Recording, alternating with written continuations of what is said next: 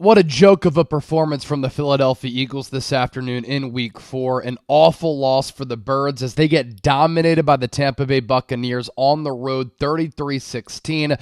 We're recapping it all here on Eagles Now. I'm Chase Sr. No matter where you are, how you're tuned in.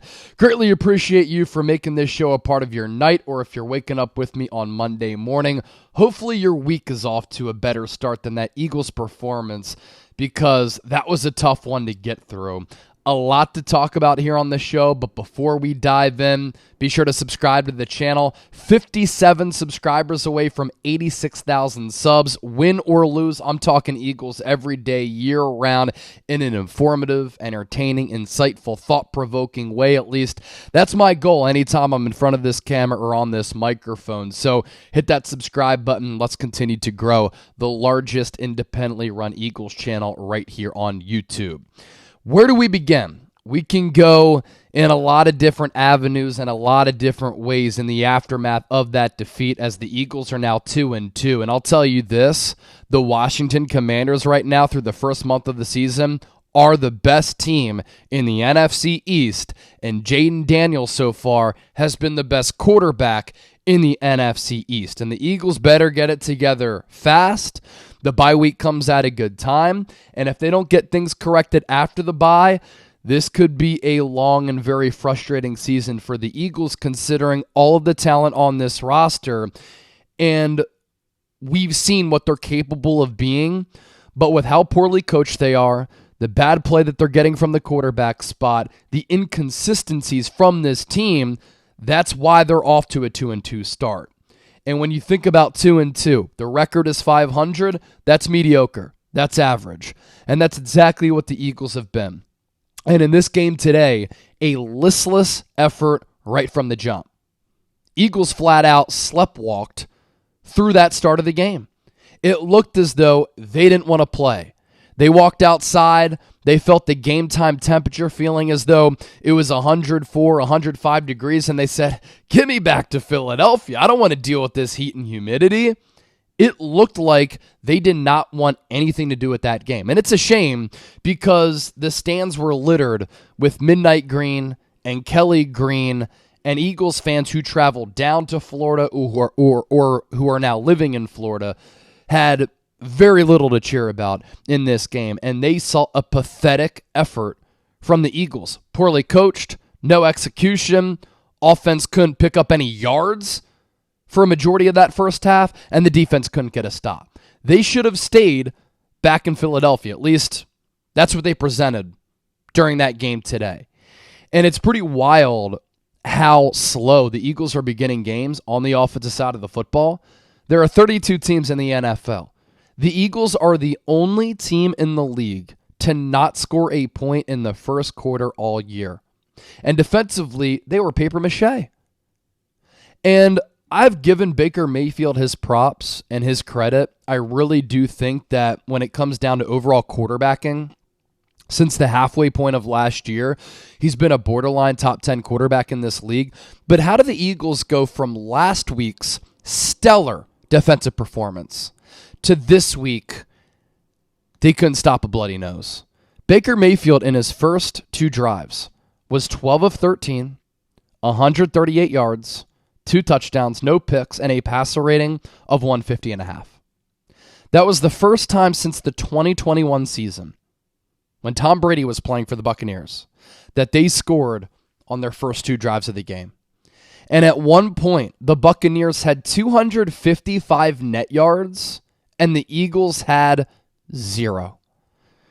The Eagles did not pick up a first down offensively until the 6:40 mark in the second quarter.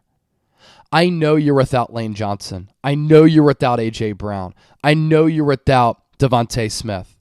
But Jalen Hurts is a $200 million quarterback. Jalen Hurts is making $50 million per year.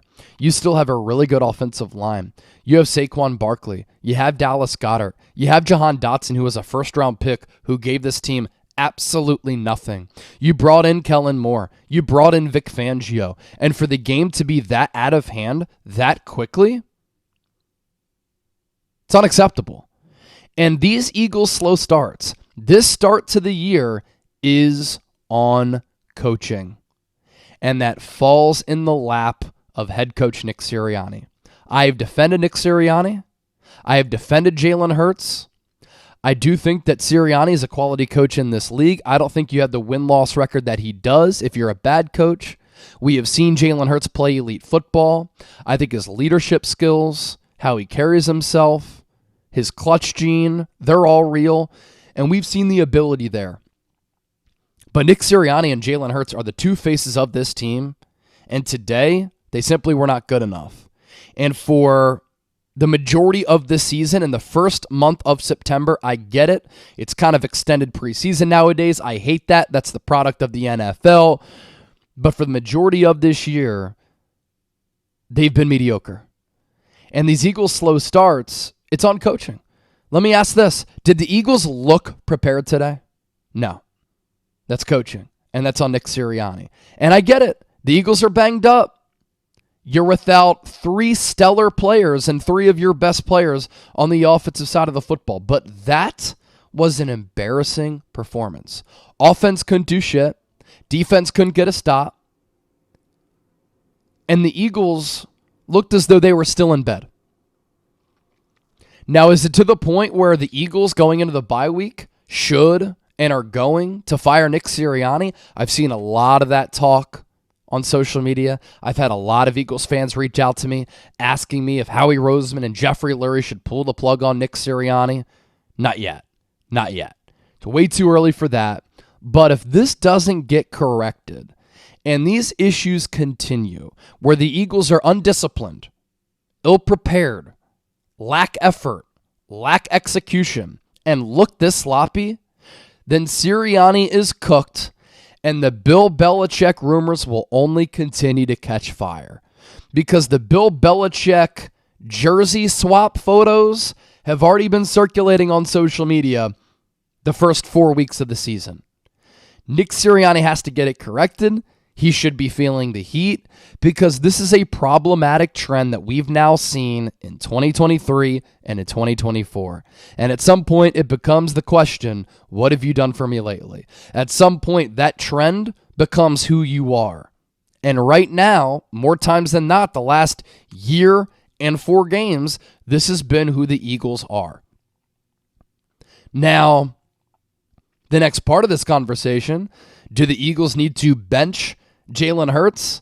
I'm telling you right now, as a guy who covers all 32 teams in the NFL and keeps close tabs on the league, and I love quarterback play, Kenny Pickett is not the answer. Kenny Pickett is not the answer for this football team, nor is Tanner McKee, and I think that McKee can be a good player in this league. I've seen enough from Kenny Pickett. He's small, has small hands, can't drive the ball, doesn't have good arm strength, offers nothing special as far as mobility goes. Kenny Pickett is not the answer. It's Jalen Hurts this year, and if he continues to play like this, turning the football over after this year, the Eagles will indeed have quarterback questions. But people really tried to say over the weekend when I put out that video about how Jalen Hurts is killing this Eagles offense that I was too harsh on Jalen Hurts. I'm not too harsh on Jalen Hurts when I'm calling out his turnovers, when it's costing you football games. And it's costing Philadelphia football games. And Jalen Hurts is simply turning the football over way too much. So don't tell me I'm too harsh when he continues to kill this football team. Jalen Hurts is up to 27 giveaways in his last 22 games. He has 54 turnovers in 60 games. He has now turned it over in 9 straight regular season games. What's one of the keys to winning football games? Not turning the football over, winning the turnover battle, playing clean football, keeping the ball out of harm's way. What is the job of the quarterback? To keep the ball out of harm's way. And Jalen Hurts is not doing that, and he hasn't done it in a long time. This strip sack, inexcusable play. You duck the blitzer, and then you try to wind up and throw it deep. Where do you think the blitzer went when you ducked him? You think he just ran off the field? Ran out of the play? Took himself out of the play? No. You have to have better pocket awareness there. You duck the blitzer, you have to have that internal clock that he's probably right here. You don't have time to step up in the pocket, wind up, and Jalen Hurts has a longer motion and try to chuck it downfield. This is bad quarterback play. And this is 7 or 8 straight games in which Jalen Hurts has thrown an interception. What would Tom Brady say about that? What would Bill Belichick say about that? Cannot happen. And while in the first 3 games, Kellen Moore and Hurts did a better job against the blitz, today against the Todd Bowles blitz, Hurts looked like an amateur quarterback. On the game, 18 of 30, 158 yards. That's gross. It's a gross stat line. 6 sacks, 6 quarterback hits. And now in 5 career games against Todd Bowles, Jalen Hurts still has no answer for the Todd Bowles blitz. And what's troubling about that, you know what Todd Bowles is going to do. You know that Todd Bowles is going to blitz you. Yet for Kellen Moore, Nick Sirianni, and Jalen Hurts, the 3 offensive masterminds for this team, they still looked so ill-prepared. Again, you're without Lane Johnson, all-pro right tackle. You're without A.J. Brown, all-pro wide receiver. You're without Devontae Smith, a Pro Bowl level caliber wideout. I get it. But with the breakdowns and protection up front, with Hurts not knowing what to do against the blitz, he wouldn't have even had time to find A.J. Brown or Devontae Smith. He has to be better against the blitz. And right now, Todd Bowles owns Jalen Hurts. No other way to put it. Now, coming out of the bye week for this team, clearly Philadelphia needs to get better on both sides of the ball. Hurts needs to stop turning the football over. He needs to protect the football. That's the biggest issue there. A.J. Brown, Devontae Smith, Dallas Goedert, Saquon Barkley, this offensive line, that's a really, really good core. And this offense can be successful if Jalen Hurts somehow corrects an issue that the last season in 4 games has been a massive problem. But after the bye week defensively, Philadelphia needs to get Devin White on the field. This Eagles defense badly needs an injection of juice, energy, speed, physicality. Somebody who can pressure the quarterback. Somebody who can make game-wrecking, game-changing plays and invoke some fear into the opponent. Right now, Eagles don't have those guys. At least many of them. So play Devin White at linebacker. He will also help with the pass rush, which right now is non-existent. How is he inactive in a healthy scratch and doesn't even travel with the team against his former team? How does he not play last week against New Orleans when he used to wreak havoc against that divisional opponent? The Eagles don't trust him to play on defense per Jeff McClain. Dude, F that. He could be a game changer and at least put him out there to see if he can give this defense an edge and juice, which they don't have. 3 games out of 4. This defense has been fraudulent. The other change that the Eagles need to make, play Cooper DeJean in the slot. Avonte Maddox stinks. He can't tackle. He can't cover. He commits bad penalties. There was a tackle today in which Chris Godwin just juked him out of his shoes, right out of his jock. And Avonte Maddox went in there, not even trying to tackle him. He just went in there diving like this. What are you doing? The holding penalty when the Eagles were still in the game, trying to mount a comeback, when Baker Mayfield broke contain and got out of the pocket, why are you holding your guy? You didn't need to do that. Avonte Maddox said after the game, it was hot as F. Dude, it's not your excuse, man. You knew heat was going to be an issue. The whole team was getting IVs on Saturday, yet they're still breaking down, wearing down, cramping, getting sick, just totally fatigued. Just bad planning. Again, that's on the head coach. That's on the preparation. It's on the pregame process. So play Devin White at linebacker, play Cooper DeJean in the slot. Those are the 2 changes I think that need to happen after the bye. Cooper DeJean can be a game changer. Love what I've seen from Quinyon Mitchell. How about the reps that he had today against Mike Evans? Continues to be a stud. and Devin White, Cooper DeJean give this team, keyword, juice.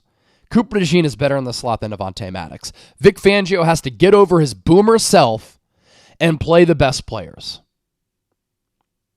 So, bad tackling, bad coaching, a bad start, and these turnover issues. The Eagles won the turnover battle the first 2 games of the 2023 season last year. Since then, they have won the turnover battle 2 times in 20 games. They have lost the turnover battle in every game this year. It is not a sustainable way to play, and that's why the Eagles are 2-2. Now, can the Eagles turn it around? Bye week comes at a good time. Since Lane Johnson's rookie year in 2013, the Eagles are 97-59-1 in the 157 games he has played, including the playoffs, a winning percentage of 62%. In now the 38 games without Lane Johnson, they are 14-24 with a winning percentage under 38%. So getting him back will help. Getting A.J. Brown back will help. Getting Devontae Smith back will help. But this offense isn't going anywhere until Jalen Hurts can stop turning the football over. And lastly, let's talk about Darius Slay. What a joke. He gave us the incompletion celebration when his man was about 5 yards away from him in the end zone and he dropped the pass. And Darius Slay took to X after the game and tweeted this: 150 pass breakups and counting, 28 picks and counting, 6-time Pro Bowl, All-Pro. When you talk bad about me, don't forget to mention the greatness of me too. Now, it's always a bad sign when you tweet something like that after you lost the game, after you got drubbed 33-16, and then you delete the tweet. But you're a team captain for this Eagles team, and you're going to tweet that. That's what's on your mind after the game. Not, I can be better. Our defense has to be better. An embarrassing effort. We weren't prepared. We lacked energy. You're going to tweet out your resume after one good game this year? Your resume is your resume. Darius Slay's been a really good player. But brother, the past is the past. What have you done for me this year? He had one good game against the Saints. Other than that, Darius Slay's been pretty average. And you just lost 33-16. You were a team captain, and you're tweeting out your resume? And then he protects his tweets on X? That's sensitive. That's not going to fly in Philadelphia. And if anything, it's going to fire Eagles fans up even more. That is not the action of a team captain. That is loser energy from Darius Slay. So those are my thoughts on this Eagles defeat. Straight up embarrassing in all phases. Coaching, offense, defense. One cool team on special teams. Isaiah Rodgers blocked the PAT, Keely Ringo, scoop and score. That was fun. But how about Isaiah Rodgers not knowing the rule of if you push your man into the punt returner and they fumble, it's actually a penalty on you. And the Buccaneers got the ball back, and they put more points on the board. How Isaiah Rodgers doesn't know that? Coaching. Fed up, man. This Eagles team's good. They have talent, I should say. But coaching and turnovers are going to hold them back, and if it continues, it's going to be a long year. And it shouldn't be a long year because this Eagles team is capable of being one of the top teams in a wide-open NFC. And right now, the Washington Commanders are the best team in this division. Quote me, because they are. I'll be back tomorrow on Eagles Now with more Eagles analysis. Bringing you this video a little bit late, but I'm fired up. Had to talk about it. Thanks for watching. Don't forget to subscribe. Catch you tomorrow. This is Eagles Now. I'm Chase Sr., and I'm out.